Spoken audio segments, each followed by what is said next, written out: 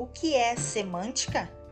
A semântica é uma pesquisa sobre os mais diversos significados dos níveis interpretativos do discurso, que estuda a estrutura do som, das sílabas, das palavras e dos enunciados que impactam o significado e o respectivo entendimento. Dessa maneira, o assunto que se estuda em semântica é a relação existente entre o significado e o significante, que se conecta com a língua escrita e com a língua falada. Olá, seja bem-vindo ao canal. Aproveite a introdução para dar o seu like, para compartilhar o vídeo e para se inscrever. Você já percebeu que uma mesma palavra pode ter diferentes significados, dependendo do contexto, ou como a estrutura de uma frase pode levar ao entendimento de maneiras diferentes. É através da semântica que se aperfeiçoam concepções como sinônimos, antônimos ou parônimos, ou se desenvolvem ideias de conotação e denotação, de ambiguidade e polissemia, entre muitos outros.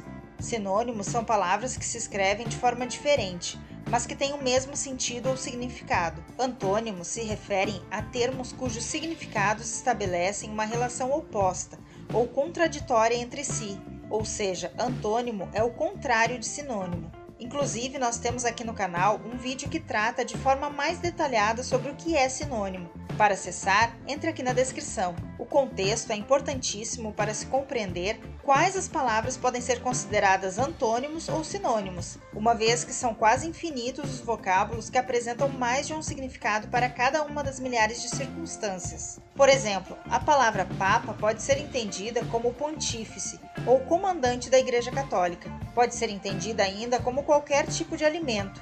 Exemplo, prato, almoço, rango ou boia. Um outro entendimento para a mesma palavra pode ser mingau, para recém-nascido. Paronímia e homonímia. Diferenças. A paronímia se identifica pela simples semelhança de escrita ou semelhança de som entre palavras, mas com significados totalmente diferentes. A homonímia se identifica através da relação entre as palavras que apresentam estruturas iguais, mas que apresentam significados diferentes. Assim, existem 3 tipos de homonímias. Homônimos perfeitos.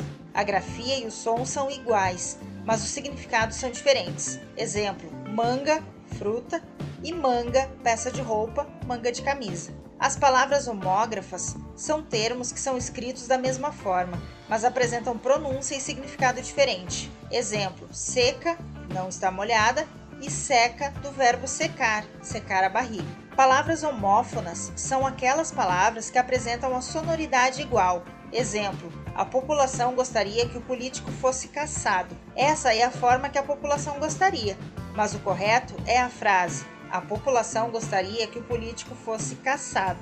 A hiperonímia indica palavras como hipermercado, ou seja, passa a ideia de um todo, ocorrendo assim a origem de ramificações, tais como a palavra carro. A hiponímia é o contrário da hiperonímia. Se no caso anterior a palavra se referia a uma macro, aqui são tratadas as coisas micro. Exemplo, Fusca e Brasília. A polissemia ocorre quando uma certa palavra adquire um novo sentido. Exemplo, churrasqueira, utensílio para fazer churrasco. Churrasqueira, a mulher que faz churrasco. E churrasqueira, peça de carro. A conotação se refere ao sentido figurado, ou seja, é uma associação abstrata ou cultural que vai além do significado original, ou literal de um termo, frase ou ideia. A denotação é a linguagem usada no original. É muito usada para transmitir informações objetivas em um discurso, também muito empregada em manuais de instruções. Ambiguidade representa a duplicidade de sentidos, em que alguns termos e expressões apresentam mais de um entendimento possível. Exemplo, Mário foi atrás do cavalo correndo. Quem estava correndo? Mário ou o cavalo? Joana se sentou no sofá e quebrou o braço. Quem foi que acabou com o braço quebrado? Joana ou o sofá? Agora não esqueça de dar o seu like, de compartilhar o vídeo e se inscrever no canal. Tchau!